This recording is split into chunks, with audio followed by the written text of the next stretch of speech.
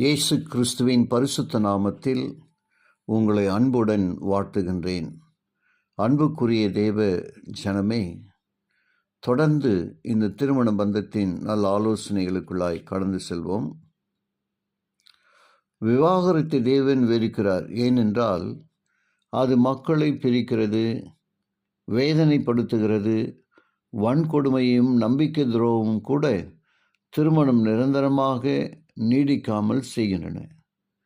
எனவே தேவன் விரும்புவது போன்ற திருமண உறவை நீங்கள் பெற்று அனுபவிக்க வேண்டுமானால் என்ன விலை கொடுத்தாவது இவற்றை எல்லாம் தவிர்த்துவிட வேண்டும். மூன்றாவது, வெளிப்படை தன்மை, அதாவது உங்கள் வாழ்க்கை துணையிடம் ஒளிவு மறைவின்றி நடந்து கொள்வது. இது வெட்கம் அறியாத ஓர் உறவாகும்.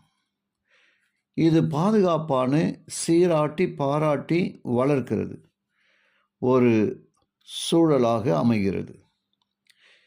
ஏனென்றால் தாங்கள் இருவரும் ஒரே அணியில் இருப்பதையும் தங்களுக்குள் மறைப்பதற்கு எதுவும் இல்லை என்பதையும் கணவனும் மனைவியும் தெளிவாக புரிந்திருப்பார்கள்.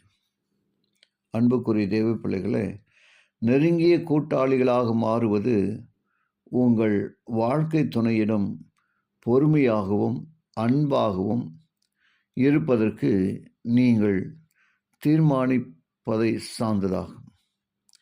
உங்கள் உறவை மட்டப்படுத்தி அழிக்க முயல்கிற எந்த அந்நிய சக்தியிடமிருந்தும் ஒருவரை ஒருவர் பாதுகாப்பதாகும். நெருங்கிய கூட்டாளிகளாக இருந்தும் இருத்தல். ஏனென்றால் உங்களுடைய திருமண உறவு உங்களுக்கு சந்தோஷத்தையும் மன நிறைவையும் மன நிம்மதியையும் கொண்டு வரும்படி நீங்கள் அனுதினமும் பேணி வளர்க்கிற ஒரு மனநிலையாகும். இதுபோன்ற ஒரு திருமண உறவை ஒவ்வொருவரும் பெற நீங்கள் விரும்பினால் தேவ சமூகத்தில் உங்களை அர்ப்பணம் செய்து ஜெபிக்க வேண்டும். ஆம், பிரியமான தேவ பிள்ளைகளை, விவாகரத்தை தேவன் வெறுக்கிறார். ஏனென்றால் அது மக்களை பிரிக்கிறது, வேதனைப்படுத்துகிறது. வன்கொடுமையும் நம்பிக்கை துரோகமும் கூட திருமணம் நிரந்தரமாக நீடிக்காமல் செய்கிறது. கவனத்தோடு, தேவ சன்னிதானத்தில் ஜெபத்தோடு இந்த அன்பின் உறவை முறிக்காதபடிக்கு நாம் தேவ சன்னிதானத்தில் ஜெப நிலையிலே நாம் கற்றுக்கொள்ள தேவன் கிருபை செய்வாராக. தொடர்ந்து நாம் அவருடைய பிரசன்னத்தில் காத்திருக்கும் வரை தேவ கிருபை உங்களோடு கூட இருப்பதாக. ஜெபிப்போமா. கிருபையுள்ள நல்ல பிதாவை உமக்கு நன்றி சொல்லுகிறோம்.